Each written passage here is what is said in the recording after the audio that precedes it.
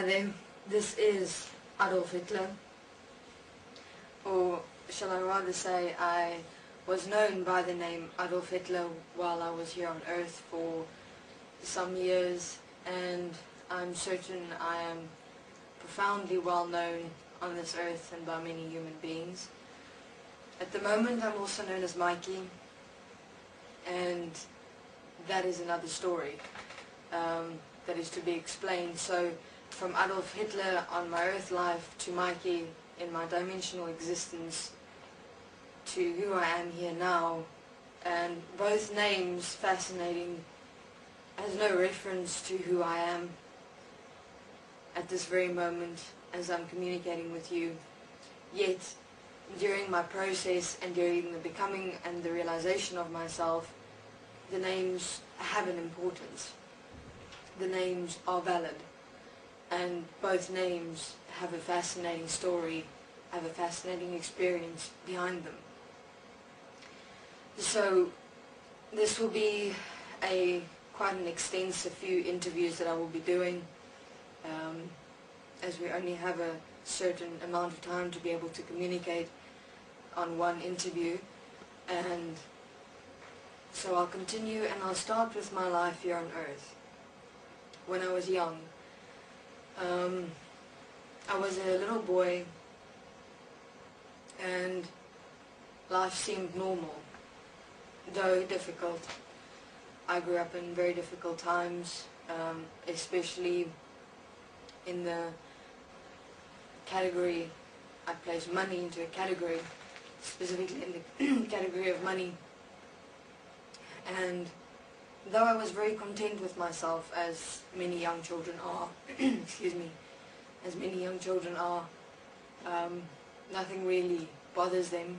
There exist no fears yet, there exists no anger, there exist no emotions, no feelings that preoccupy them, as I would refer to it. Children don't yet have those concerns that grown-ups do.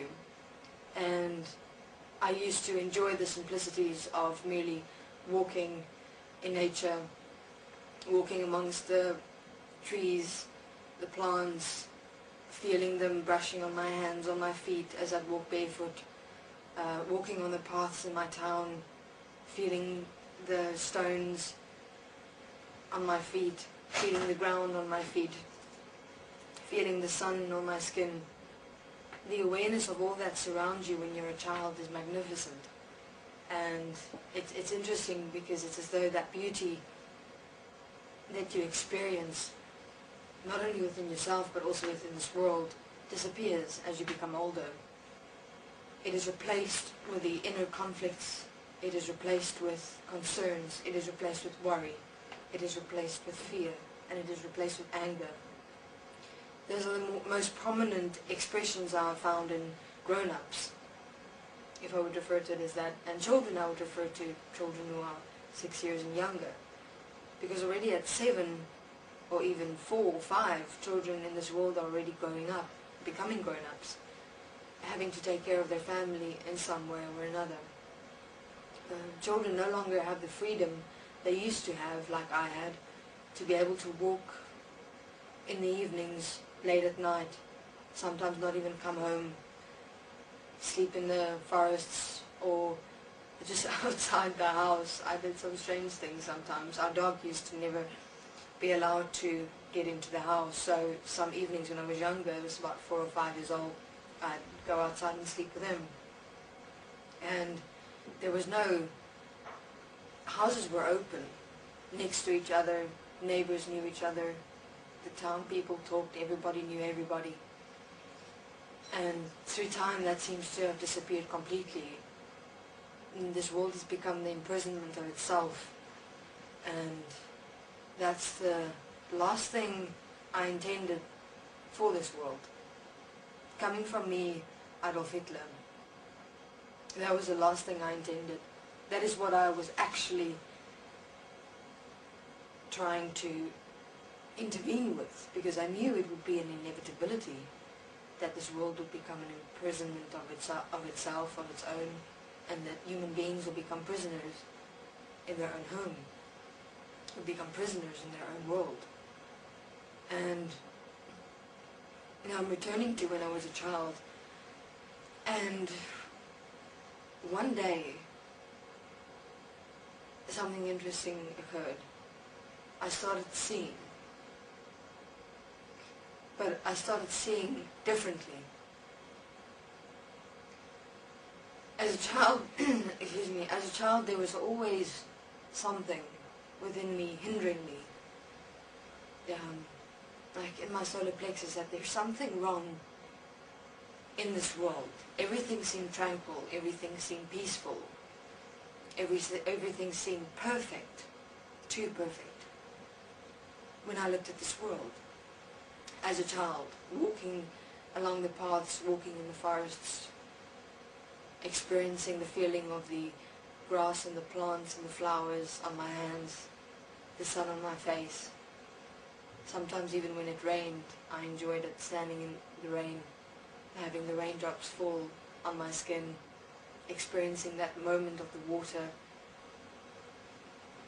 dripping down your face, as though caressing you in a way. I always thought that it was God, kind of saying hello, because in those raindrops it really felt as though someone was just brushing my face, and a warm sense of safety, a warm sense of peace and love resonated within me as an experience when I stood in that rain.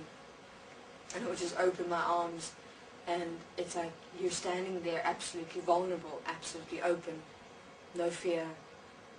And in that moment you just, it's like you're in God's presence. Yet the more I continued to look at this world, or even that little town where I lived in, I looked at the houses, I looked at the people, I looked at the animals, I looked at the trees, I looked at the grass, I looked at the ground.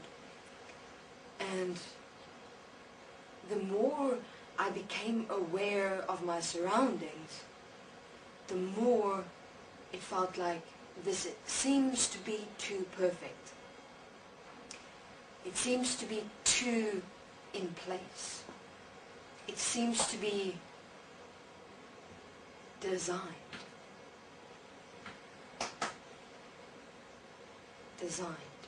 As though I'm in this a